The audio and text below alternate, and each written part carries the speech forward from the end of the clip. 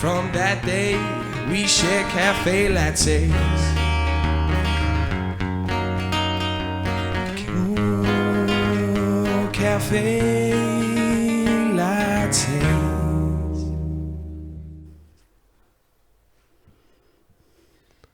Hello everybody, and welcome to the third episode of Having a Lovely Chat.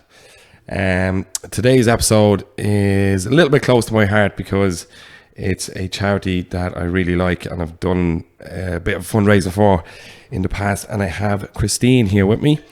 Hello Christine. How are you doing? You are the coordinator for SOSAD. I am, for the Havin branch, yeah. Yeah, for the Havin branch. Yeah. So starting, I just kind of want you to talk a bit about SOSAD, if that's okay. Yeah. Maybe explain what the whole charity is all about.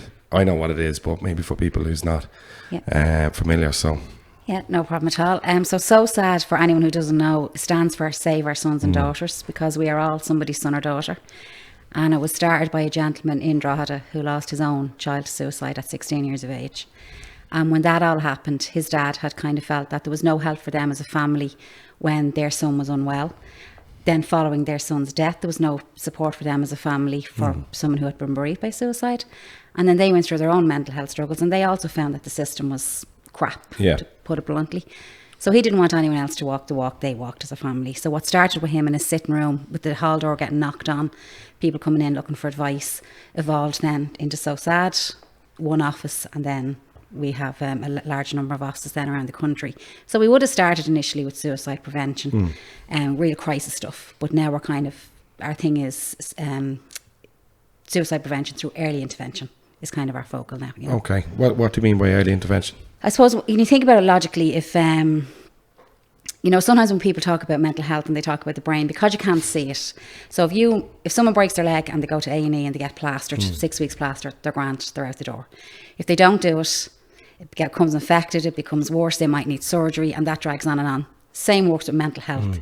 If we get people at the start of their bad mental health journey, try and give them the skill set, talk it out, get the stuff out of their head, learn what works for them, get supports in place, that's the prevention piece. Whereas when you are reaching somebody in crisis, it takes a bigger field of family and people and community to help solve that. Yeah, and would it be just from people getting in touch with you, then you kind of you would take them on and kind of look after them from the start? Yeah. So how do people get in touch? Do you just from all walks of life? From all walks of life, you know what I mean? Like, there's nothing that we at this stage haven't seen. Right. There, people ring and they'd often, an often thing you'd hear is, I'm not bad enough to come to you. No, is something bothering you? Yeah, well then you're bad enough to come to us. Okay. It's not about, it's the very simplest thing that can trigger somebody. Again, you can give 10 people that same problem. 10 people are going to handle it very differently. Some people will be fine, some people won't. Anyone that needs that, just a little bit of additional support. Yeah. That's what it's all about. And there is counsellors and stuff like that. Yeah. There, and it's all free. Well, we have we're hitting, I think, 228 therapists, I think, now. Wow. Was it kind of our last count? And now that's covering the whole of Ireland. We've 6 full-time offices and some outreach offices as well. It is the whole, because I was just looking at the website and there's offices in 6 counties, is it? Yeah. But you cover the whole. We do, you see. That was the beauty of, one of the beautiful things that's supposed to come from COVID. When we got the call to say we were closing up for 2 weeks, we went to phone sessions, video call sessions. That in the sector of therapy was never heard of. And then I suppose when COVID continued on, then the sector itself had to change their approach. Okay. So we have kept that. So we have now clients, again, as of today, clients in 25 counties of Ireland. Oh, that's really good. Yeah. And that would, how is it funded? So this is the thing. This is our thing, right. Yeah. I suppose going back to the very start, because the person who started SOSAD had such a bad experience with the HSE and all that kind of stuff, we kind of kept away from that. And our ethos still to this day, we have a 9 o'clock session in the morning. I was working late last night till 9 o'clock. Our last session was 8 o'clock. So if you go down that generic route, mental health is not 9 to 5 or 10 to 6. Yeah, it it's could be 24 hours a day. I'd say more late night more than a lot of the time as well. And that's why, but not only that, you're accommodating people who are working. And that's one of the things, if you say to somebody who's holding, yourself, you're holding down a full-time job. If I have to say to you, you need to take off between 1 and 2 to come to a counselling session every Tuesday. You're finishing work at 12:30. Again, you get your session at 1. Again, you get back to work at 2:30. You're losing 2 hours of pay. So that's the thing, you're not interfering with that because you need to go to work to continue your good mental health. Of course. So that's why we accommodate them out of hours things. Okay, yeah.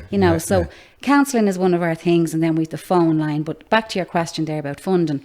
So we never had any what we call direct government funding. So in fairness to any funding application that we apply for, like we can apply for a couch in the morning, and you will probably 99 times be successful in that grant application. We only need so many couches. Yeah, okay. But we need to keep the doors open. So at the moment we are in the process, we have a submission in for Section 39 funding. We are not guaranteed that, but that's where we are, because living from month to month, like we have definitely found that this year, probably since last summer, since the decline in the economy, people don't have as much money to spend. Everything is going up. It's going up again. So therefore people have less to give to charity. Yeah. So we can't plan. So hence the Section 39 application is in at the moment. Right, okay. And when do you think you might hear about that? Or we don't know. You don't know? Because, have you not got any feedback? We have a meeting with them on the 29th of April. And in fairness, like my boss, when I say to you an application, it gives the impression that it's a 1 or 2 page application. It's not, right? I've done enough grand things, like it's definitely. And we're jumping through hoops here, and we're okay with that. Because as I do kind of simplify it down, when people get frustrated with those application process, which I understand that. But if I was never involved in SOSAD and I was a taxpayer and I'm paying my taxes, I want to know that whoever's looking after my taxes is giving it to a charity that are compliant, who are good governance, who are, so there's a lot of boxes to be ticked. So we did raise a couple of questions about the submission. Again, things we're unsure of, and fair play, they came back and they're meeting with our chairperson of the board and our general manager on the 29th. So we're going to kind of ask that question. Okay.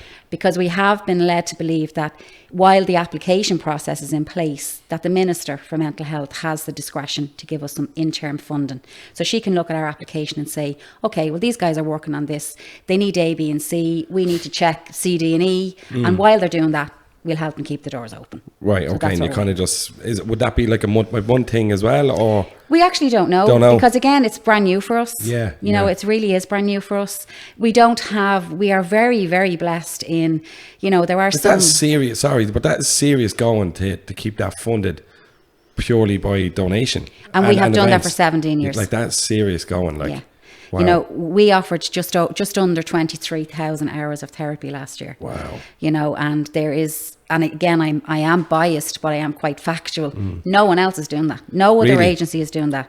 No other agency is open late at night, with, as I said to you, nearly 230 therapists. We are different. Yeah. We don't want to be 9 to 5.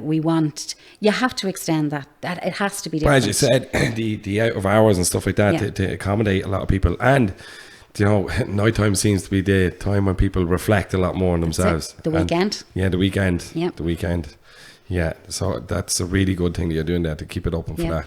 And then we're also the counselling is one side of it. So then you have, there's no point in saying to Mary and Joe when they come in for therapy, you have a 50-minute session once a week, every Wednesday.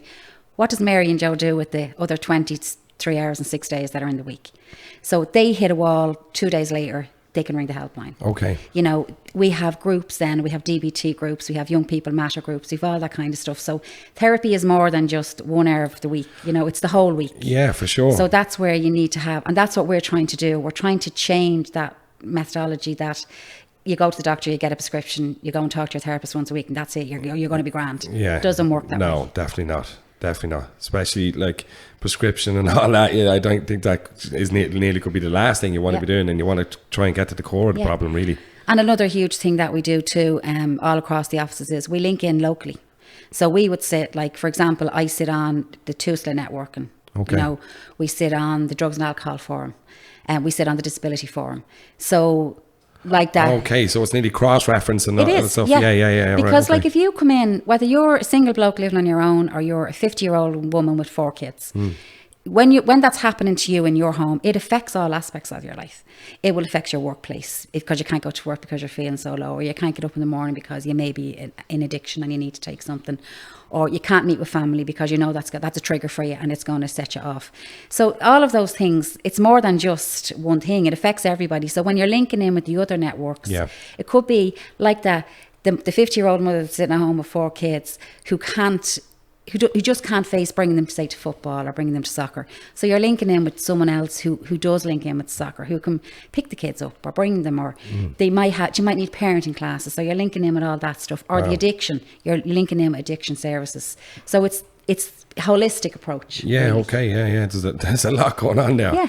Yeah, and is the helpline open 24 hours? Helpline is 24 hours a 24 day. hours, wow. 365 days a year. Yeah. That's pretty incredible. Yeah.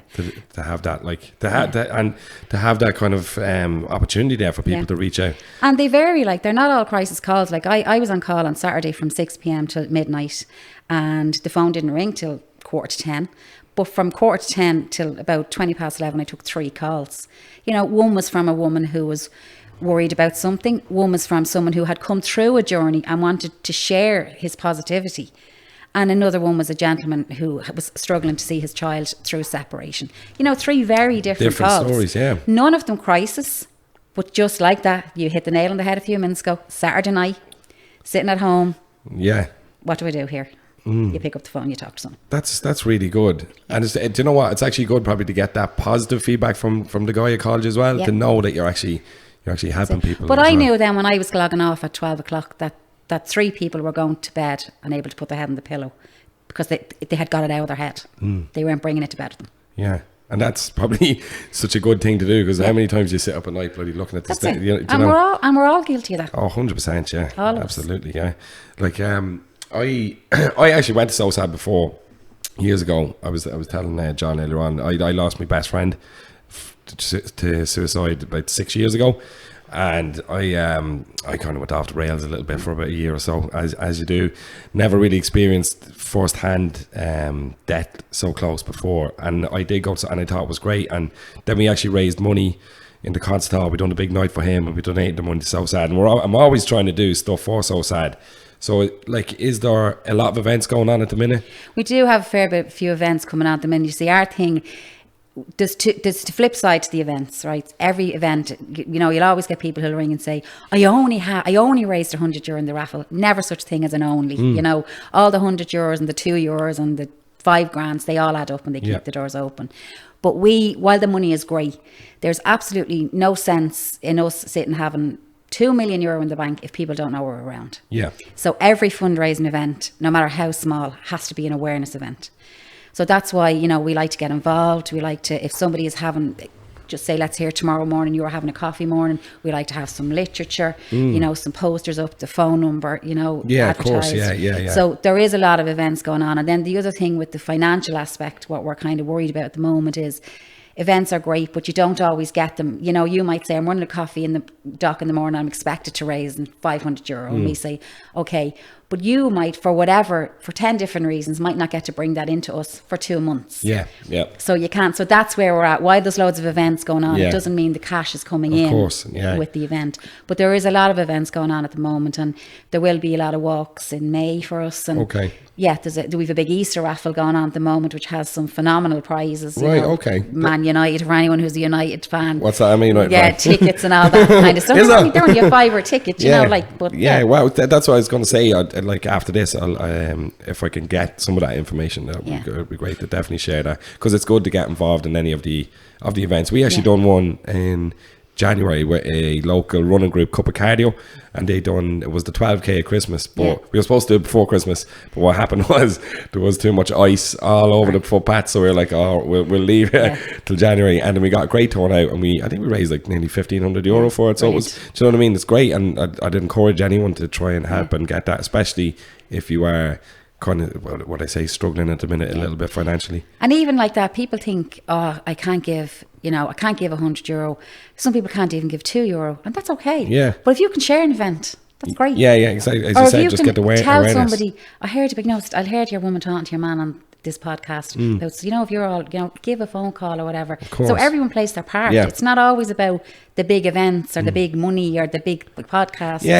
And that's where it comes back. It's the simplicity of not overthinking it and keeping things. Well, that's good. That's kind of why I wanted to chat to you as well, is just to get that awareness out for people. But, you know, like, do you think it's hard for people to make the first step to reach out? Do you know, like how... I definitely do. I like say, not personally, but I would as well. I'd be like that until I kind of went through that, and then it did hit me. But like, how do you... You know, it's like, oh, I'm not going to make the call. I'm fine. I'm fine. Like, what would you give advice to people is the kind of best way, anonymously, really? Well, we're working on a new website at the moment, right? So we always had this contact us thing on the website. So you put in your details, the email, you pick whatever office. Again, you can be anywhere in the country, and that office will reach out to you. So the thing is, if you want to make a phone call, and you don't have to give your name. You don't have to give your real name. You can be somebody else on the call if you want to. Every office has an email. So therefore, if you're not confident enough to talk, you can shoot off an email, and you know the procedure will be emailed back to you. I definitely think things have changed. I mean, I remember going to a book launch. A gentleman was giving us a donation. It was 8 years ago when we were in the hotel, local hotel, big hotel. And he said, Jesus, 5 years ago even, you wouldn't have been standing in a hotel with a room full of people talking about suicide. You would have been, you can't do that. No, Jesus, not doing Ireland that. was great for that. And there is still an element of that. And it's probably, I wouldn't even say, again, I mean, I'm 14 years with SOSAD, and I definitely can see it's not the same. And I'm talking about mental health. I'm not talking about SOSAD as it was back then. I definitely don't think there's as much stigma as there was. There's still a little bit, but I definitely think the awareness and that embarrassment thing, like, again, simplify it down. If it was any other part of your body, coming back to the broken leg. And I do sometimes say to group, I do a lot of talks at groups, like, and when you give the example of, if you were at a football match, if it was United and Liverpool and a player went down and his leg was in half, that match would stop.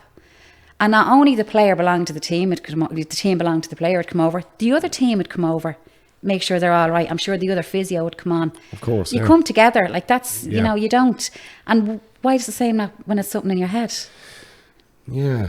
Like, it's, and the other piece of advice I'd give to people is, if you're the person that's thinking, Christ, I can't make the call, or I can't tell me buddy, or I can't tell me parents, or I can't tell me siblings, or my workmate, whatever it might be, I remember hearing a fella a couple of years ago, we had a small cluster of suicides in Havin, and they were only early 20s. And I remember, I'll never forget him, and he said, I'd rather take 1,000 calls from mates than take one call to hear that someone had passed away. So when you put the shoe on the other foot, because the first thing you'd say is, why didn't you ring me? Yeah. So apply that to yourself when you're going through that. Because your friends are going to say, why didn't you just ring me? Of course, yeah. That's a good way to do it. And because sometimes, and like, it's a bit like the toolbox, I know it's real cliche, but when you're in good headspace, think about what would work for you if you were in a bad headspace. So when the time comes, you don't have to think. You nearly have that decision already made. Whether it's ringing me, go for a run, listen to a podcast, listen to music, whatever it might be. Yeah, when you kind of hear the thoughts coming in. Because at that stage your head is all over the camp. You can't get yourself together to think, what am I going to do now? Whereas on a good day, get that little... it's a bit like, when if you have a hangover in the morning, you've no paracetamol, you'll make sure you've paracetamol the next time you've that's the kind of... That's it. Yeah, for sure. It's the prevention piece. Yeah, it's funny when you're just saying that, but that stigma in Ireland and all that. Like, what was it saying it used to be? It was like, she just suffers with her nerves. Yeah. Or whatever, you know what I mean? But definitely, I don't think it is the same. Now, there is a lot of awareness, I do think, I think people are definitely opening up an awful lot more, because how is it in terms of numbers is it still? I remember there was a period there in Ireland, it was, especially in Drogheda, it was nearly every weekend. Yeah. So, Cavan were always like, the way the statistics work, like, so you only get your statistics, you get them nearly 2 years in it later. Right. Because the reason for that is, no matter how obvious a suicide is to the coroner on the scene or anything like that, you have to wait for the autopsy and the report has to come through. And a suicide can't be recorded as a suicide until after the coroner's report comes in and the inquest. So you're kind of nearly always working back. But I mean, even like my area is Cavan, and we would have always been top 4 for years from when I started, and last year was the first year we were out of the top 4. Right, okay. Now, and we are living in a county where we are very vocal about our services, about what we do, and we don't just shout about our own service, we shout about every service, because we don't care who people go to, as long as they go to somebody. Of course, yeah. So Yeah, stats are very high across the world now. We'd be high enough now for the way they do it is per 100,000 kind of. Okay. But yeah, no, it's high. It is high In Ireland. But then when you look back, that's the other thing. Like, I remember being at an event years ago, and an old man actually gave out to me. He told me it was my fault because we're talking about it. But the difference is, no one is saying that the stats are going up. You're hearing about them. And that's the difference. Right, okay. Whereas 10, 20 years ago, like, I mean, I'm 53 this year. When I was in school, I never heard of anyone taking their own life. When I started working, having my family, we never heard of anyone taking their own life. So that's the difference. And I think that's where we need to... It's not that mental health has gotten worse. It's that we're hearing about it. Okay. We're talking about it. We're celebrating the person who has died. It's not this old school, let's bury them and say nothing. As such. Years ago, you could only go halfway up the aisle of the church. You couldn't go straight to the altar. If you died by suicide, yeah. Jeez. It was illegal up to not that long ago. So that's what we need to be, and we need to hold on to that. The tide is changing, and they're the things. And I suppose it's easy for me to say because I'm in the sector. Yeah. But that's what it is. I wouldn't say there's more suicides. We're hearing about them. We're talking about them. Right. We're learning from them. Yeah. Yeah, that's all we can do really is learn and encourage people to talk more about whatever's going on inside your head, Because your own mind can be a scary place sometimes. And we all have it. Yeah, like, we and do. Anyone who tells you they don't is a liar. Every human being getting up, going to work, doing the same thing. Do you know what I think as well? It's a bit of a mad one. In Ireland, I think the weather actually has a bit of it, has an effect on people. Yeah. Well, you're 100%, because I will tell you, last week when we had that sunshine, we were very quiet. Buzzing. We were cleaning. Like, honest to God, you're taking an opportunity to clean the place. It's different. It's mad, isn't it? Because I remember, I'll tell you a quick story on that. Is that a friend of mine, he lives in Barcelona, right? And he come home for a weekend, him and his girlfriend's from Panama. And I met them in the cross for a pint, and I was drinking with her. I was like, oh, hey, do you find Drogheda? And she was like, yeah, it's really nice. She said, the weather's a bit, and she goes, you know what I found a bit strange? And I was like, what? She goes, I was walking over the bridge of Peace, and I seen loads of signs to, like, not kill yourself, basically, or ring this bell. She goes, I've never seen that before. Yeah. And I was like, what? What do you mean? And she's like, no, never. So it was like, that's... mad. But you know what the other thing is there now, you as a coffee owner too, so there was a thing done by like a survey thing done in Havin there last year. It was done over the period of a lot of months, and local people were invited to what's missing in the town kind of thing, and I was saying, like, I very rarely drink right now. I enjoy drinking if I'm at a party, but don't really drink. But I work all day, my friends work all day. If I want to meet one of them in the evening, you're going to a pub. You might be going to a hotel, but you're still going to a hotel with a bar. You might be sitting in the lobby of the hotel, it's still a bar, right? Now, I can say that that's no problem for me because I don't have a problem with drinking, right? But that's not everybody. So what I said we were missing was a late night coffee shop. Yeah. So it's simple things like that. And again, it's not saying I have to open every night till 10 o'clock. It's saying, you know what, lads, every Tuesday night we're going to be open till 9 o'clock. If you want to meet a friend for coffee after work. That's what we actually are thinking about that. So you're just ruining the surprise now. We'll give you a pat on the back for that one. Well, yeah, because, especially with the bright evening stuff coming in as well. But you're 100% correct, and a good few people have said that to us.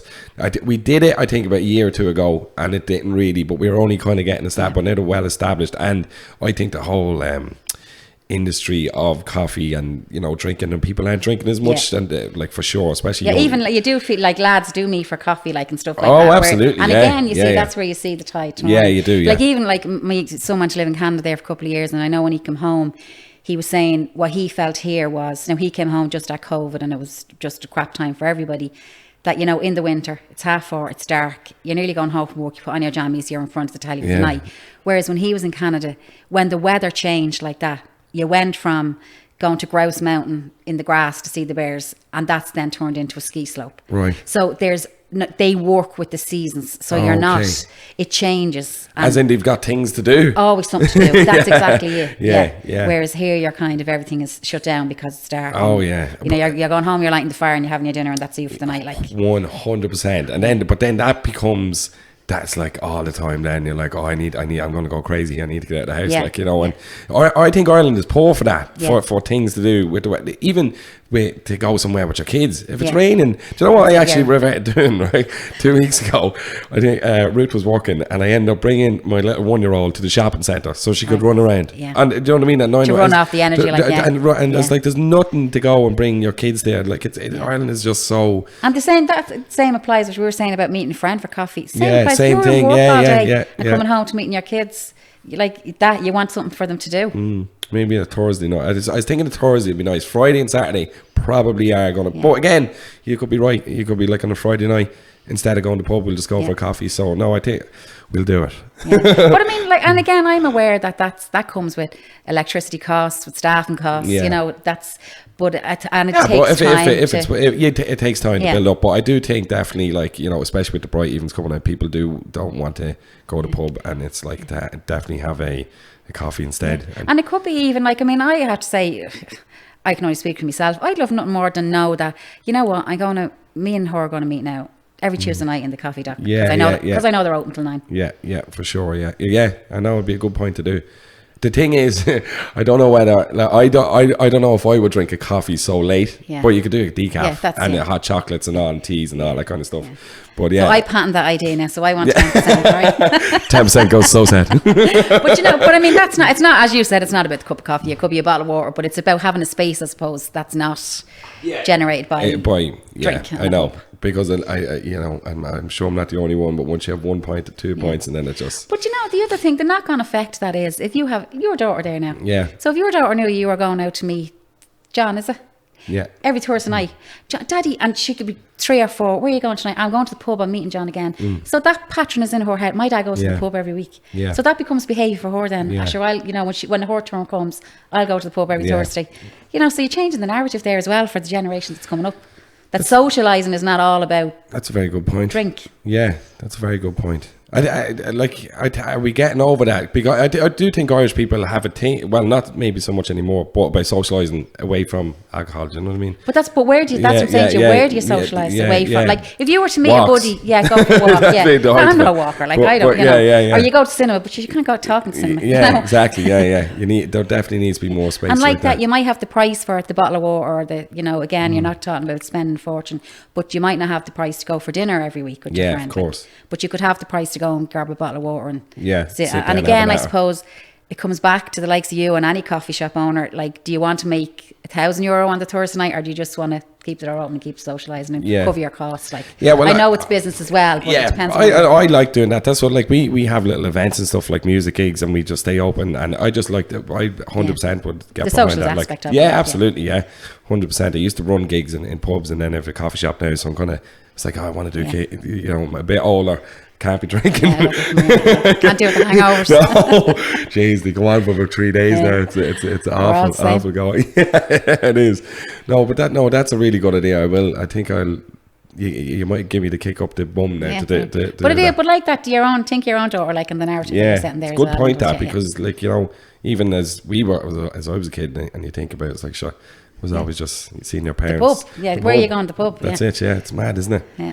It's different. It's changed, and that's where it's changing. Yeah, it's definitely changing. And you kind of have that, like, it's so good that and so sad to, you know, it's not just you're going to see like a counsellor to talk. You're kind of giving them all sorts of ways to help themselves. Like, you know, and it is about, you know, 95% of people are engaging and ready to take all that stuff on. You do have people who may have had long-term mental health, and you know, you might have, again, coming back to the old school of, you go to the doctor, sure, what's he doing? He's rewriting the prescription for you.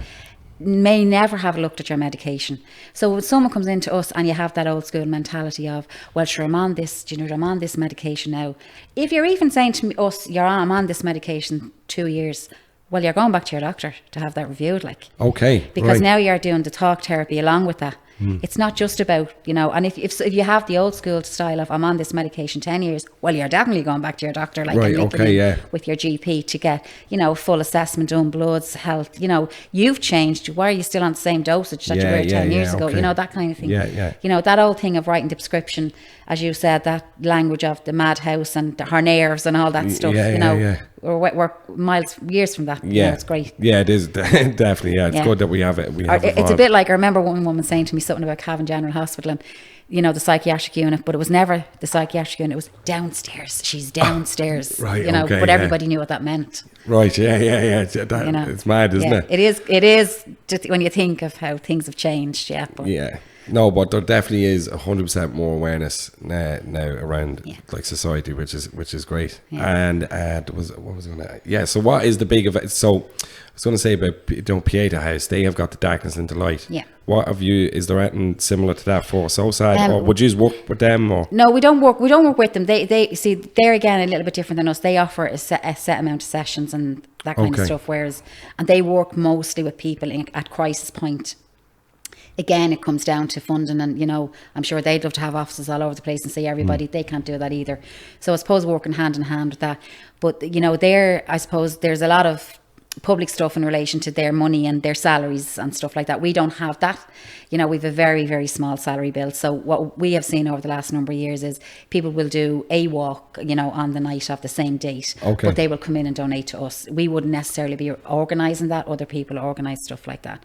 So like that's on, we've the raffle on, there's tractor events on and truck events and, lighting up the nights and stuff like that. There'll be a lot of bits and pieces going on. And is that all to help to get this, I think I've seen a fundraiser like on LMFM recently. Yeah, so we have a GoFundMe on. Yeah. So is that they get...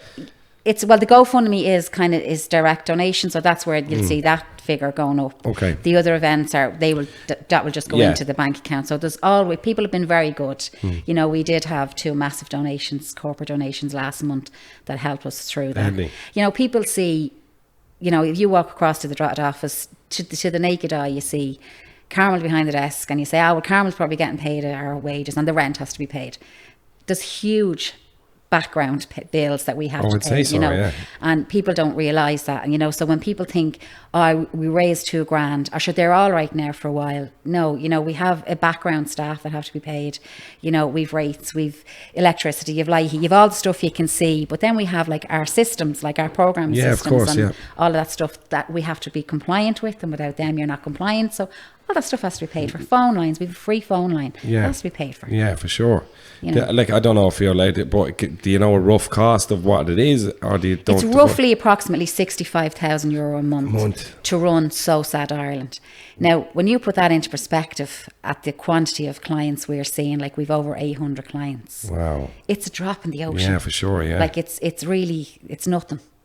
Wow. For the service we're providing. Yeah, 24 hours. And our question to the minister, like when we met in Leinster House, was if the worst was to come to the worst and we had to close tomorrow, who's taking on those hours? Because every sector, again, coming back to what we said about everyone talking now about mental health, any sector who's providing mental health care is inundated. Yeah, They're for under sure. pressure. So there's nobody to fulfill those hours for us.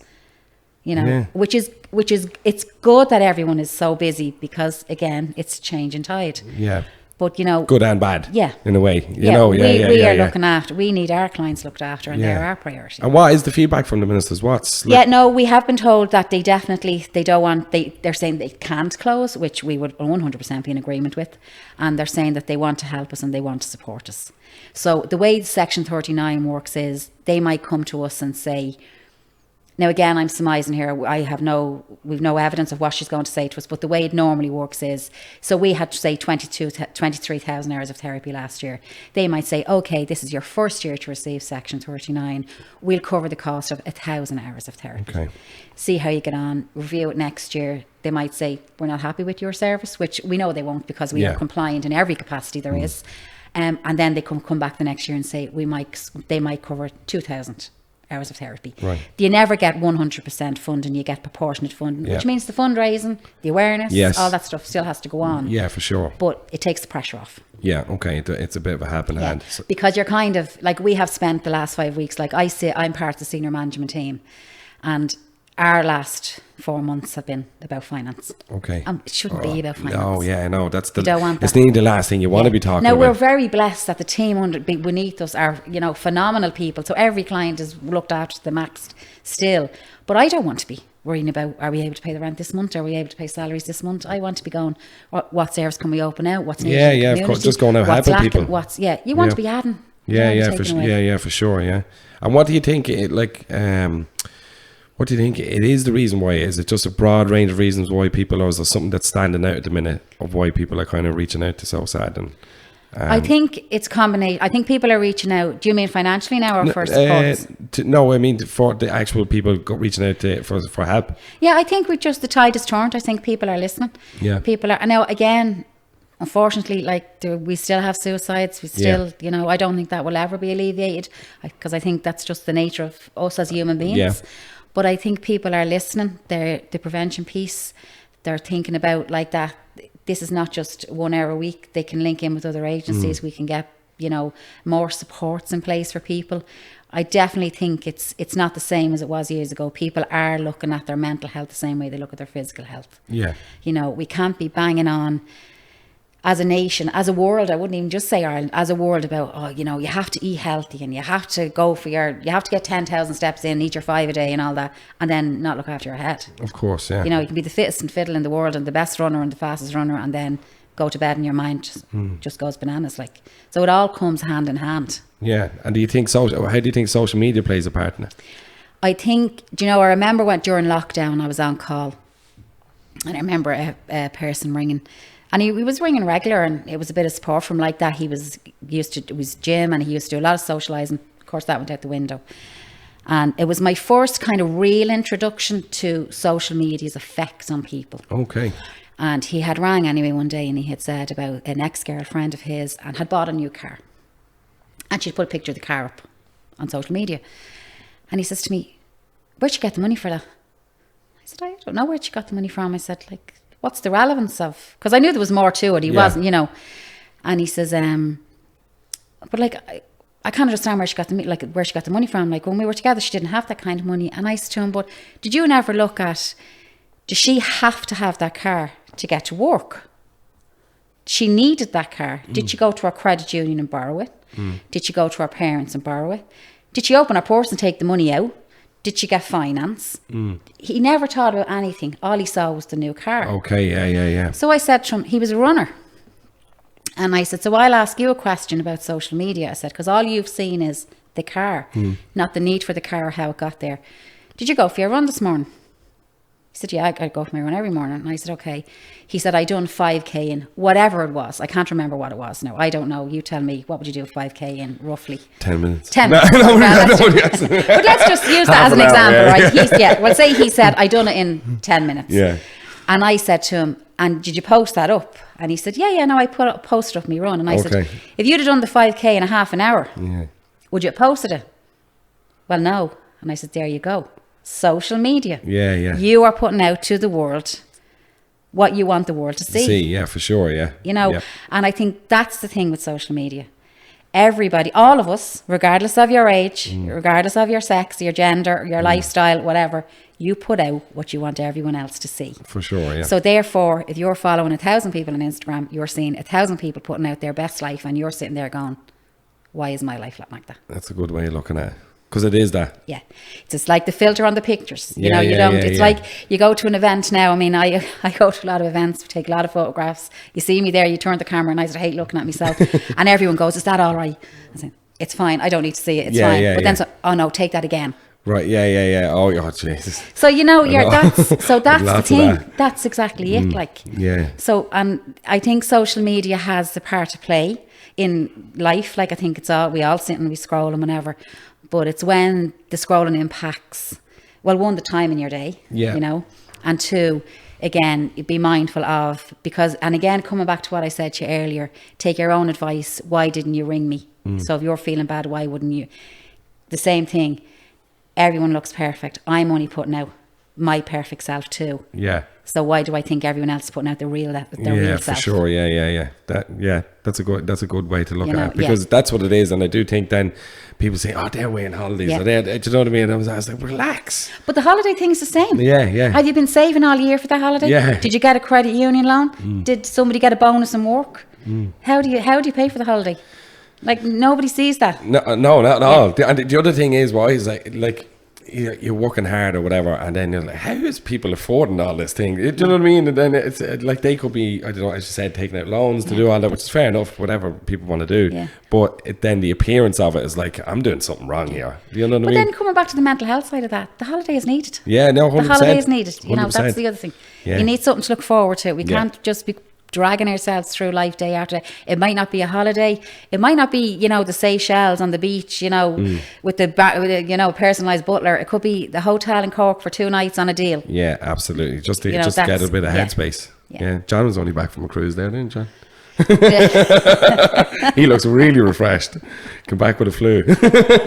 Fine, you didn't come back with COVID like some of them. Yeah. But that's the thing, you know, it's nobody sees, you know, and you have to kind of look past the image and the picture and the... Yeah, the reason why I was asking that, especially with social media, is for young people. See the way in like Australia they're after banning it now for 16. Would you support that, or what do you think?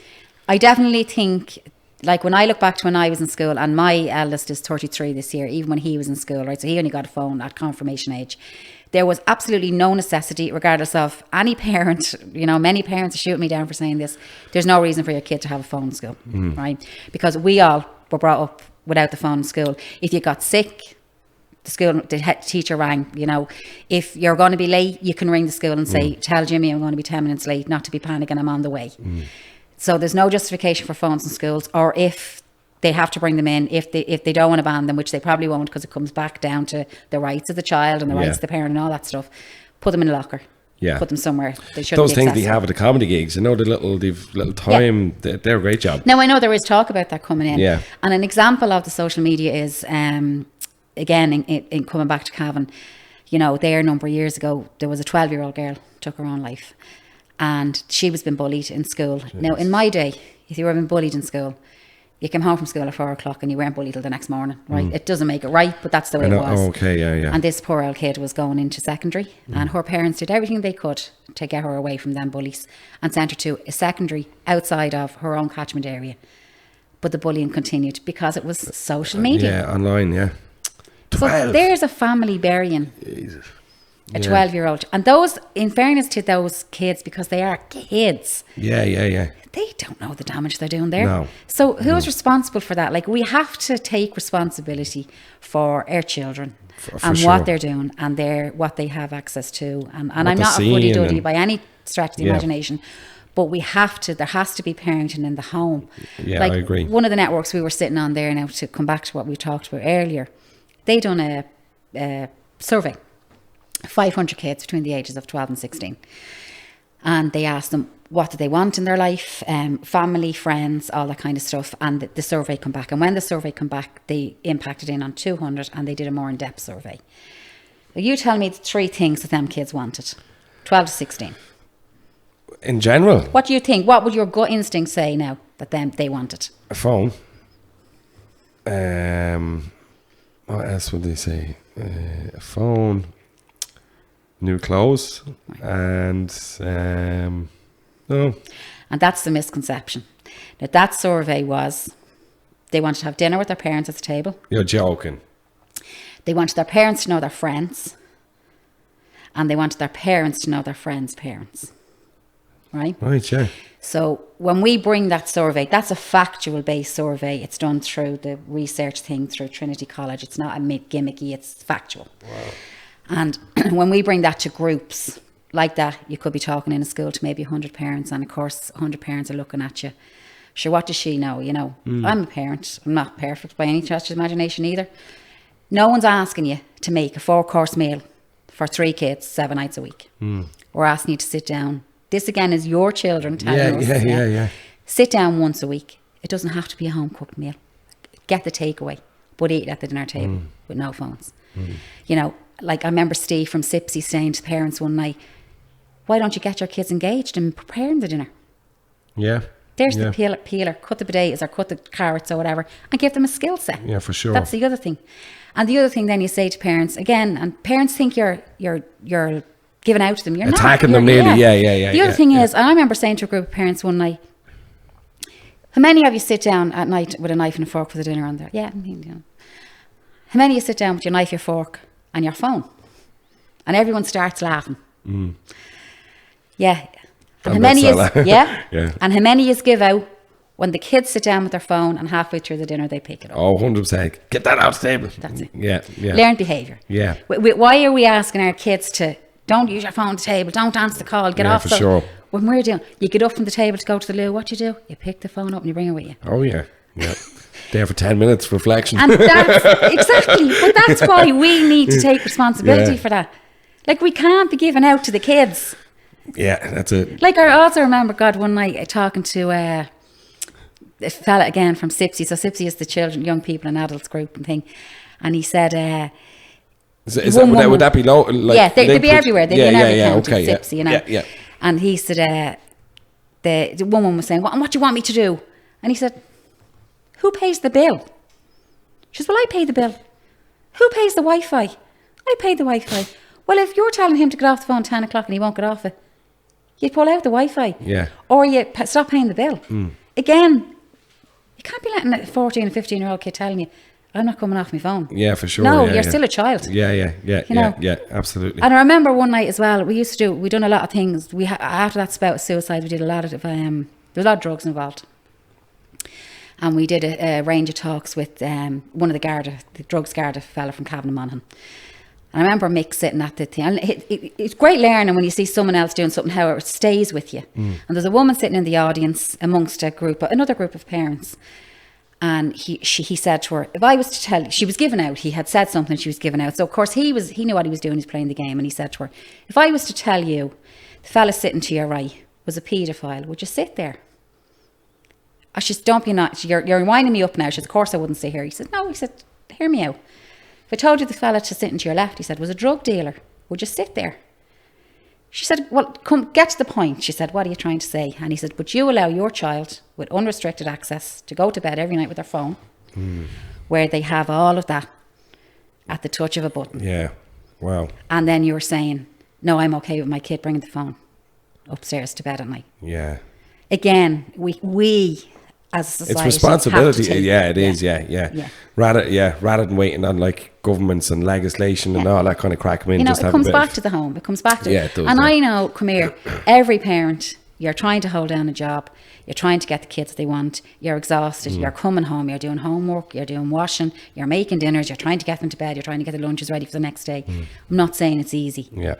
But if you need to find somewhere, if you can't find it in your day, find it in your week to sit with your kids and say, yeah, that's mad. That's crazy. That what. And I know finding that half an hour, I'm not saying it's easy. Yeah. I know it's hard, especially the weekend. You've football, you've dancing, you've swimming, you've everything. People running around I know with that. jokes. Yeah.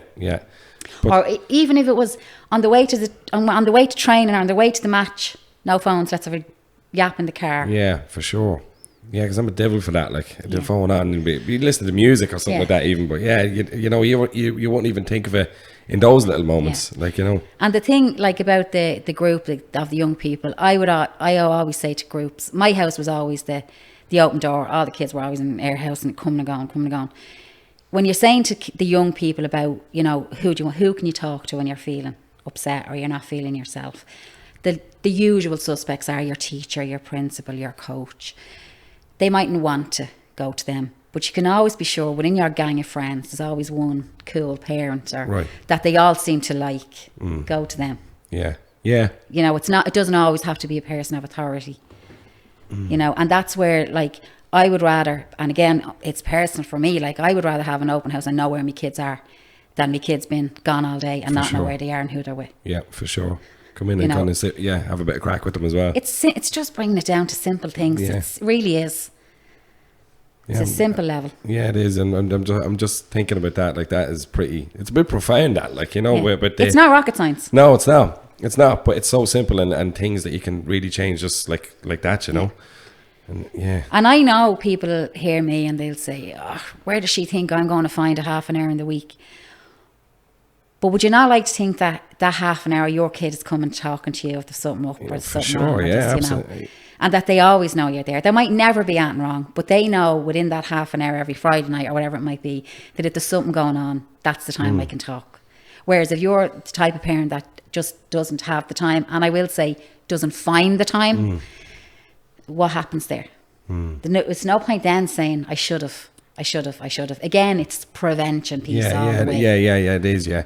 And I suppose it's kind of just rejuggling a few things, or being conscious of it, I suppose, you know what I mean? Because look, and I understand, as you were saying, of like running around, and you know, there's a million things to do between working and then you don't, but it's nearly just be more conscious, I suppose, in myself and other people and about with the that. phone, you know? it's about saying to the kids, I know I'm asking you to sacrifice a half an hour, but I'm going to sacrifice a half an hour for my phone as well. Yeah, we do it together. Yeah, it is, and it'd be so important thing, especially that I would worry about like my kids and kids growing up with that whole social media thing, and I know it, a few people, kids who were bullied and stuff like that, and it's just, to me, it's like a minefield, you know what I mean?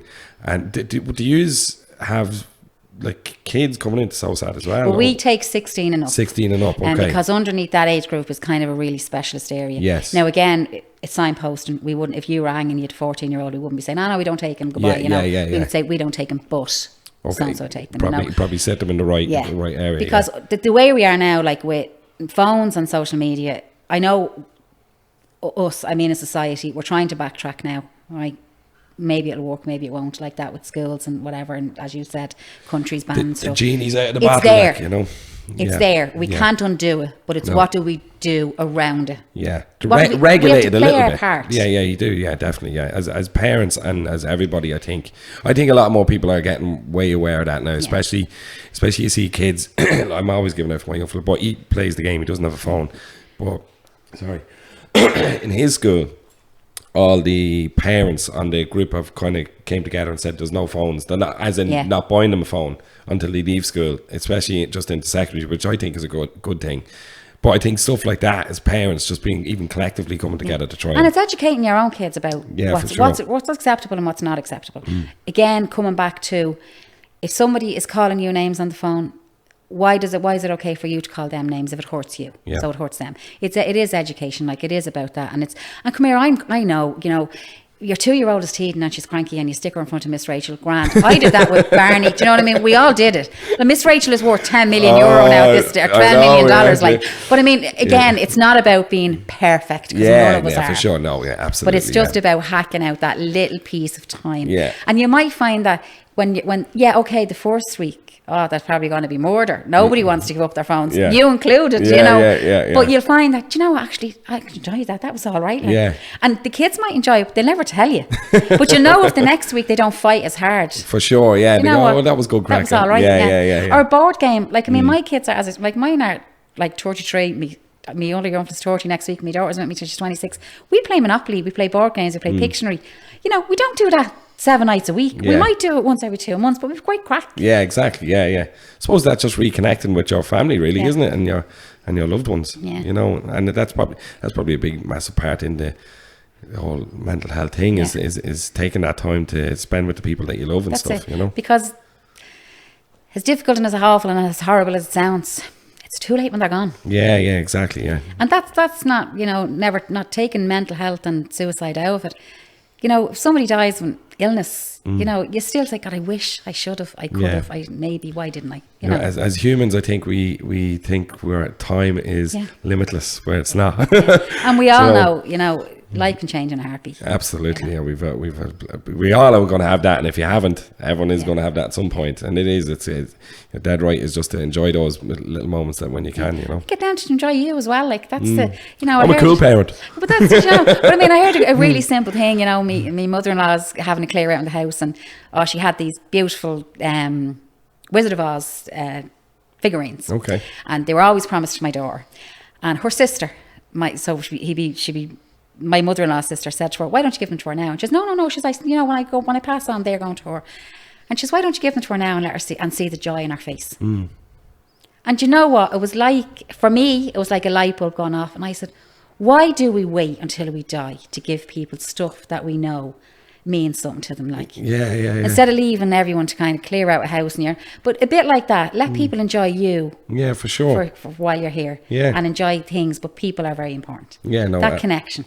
Yeah, and that is the thing. I think, like, community and you know, it all kind of ties in with everything. Do you know what I mean? Which I love now is all these like running clubs and stuff like that are all starting. It's such a great way for people to kind of get together, socialise away from you know, not drinking and stuff like that. And it's more power to people and people like yourself who are helping people do that. I just think it's great, and I really like getting behind that kind of stuff, you know. But it's great to see that, like, I suppose again the everyday stuff is the running, the fitness, the GAA, that kind of stuff. But like, not everyone plays GAA. Not everyone wants to go running. No. A bit like not everyone wants to go for a pint. People want to go for a coffee or tea or whatever. But like, we would see, like, we have an event now in Cavan, a group are after coming to us. They're musicians, Sing For Me they're called, and they would have always done musical stuff. But they were saying not everyone likes music. So they're doing a car thing. They're doing cars and coffee is what it's called. Oh, yeah. So it's for anyone it's who's... so weird you mentioned that. Yeah, Literally, my niece said that to me today. About cars and coffee. Yeah, but that's it. Like, because not everyone wants to play sport, not everyone wants fitness, not everyone wants a gargle, not everyone wants to, you know, walk the beach and pick stuff. So it's finding a little niche for everybody. And for yourself, whoever's listening out there, to find a thing. What works for you. Because what works for you won't work for someone else. Exactly. And vice versa. Yeah. But Christine, I think that's pretty much everything. And thanks very much for coming in. Is there anything you want to say, or where people can go check out SOSAD and the website? Yeah, I the suppose fundraiser? The fundraising, we are so appreciative. Like that, I said to you, we're 17 years. Without the public, we wouldn't be here, and we've done phenomenal work. We are trying to progress and evolve our services. Trying to always add, find out what's missing, what people need. Again, because we're changing as people. You know, our GoFundMe is there. It's on the website. It's on all of our socials. But the biggest thing is, you know, our free phone number is 1800 901 909. And if anyone wants, we're there, and you reach out. And 24 hours. 24 hours. And we are very, very lucky in, you know, our process for coming into counselling is very quick. And we guarantee a phenomenal service. Yeah. Again, I'm biased, but we 100%. Do. And I will be opening up late one of the evenings for Christine. And listen, thanks very much for the invitation. No problem. It's a privilege. No, thanks very much. Thanking you. See you then. Cheers. Take care. See you.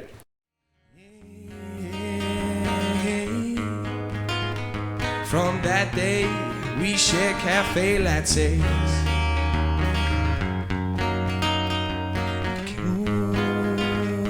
Cafe lattes.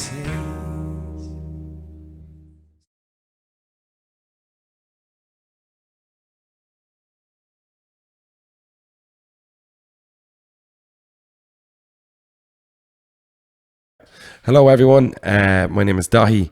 We just finished episode 3 of Having a Lovely Chat, and it was with Christine from SOSAD. It's a really, really good episode. We did a really good chat about all the good things that SOSAD do. So tune in, and the number will be on the screen, and they are fundraising lots of different events. So yeah, do support them. It's very, they do important work all around the country, and it was a really great chat. So I hope you enjoy it.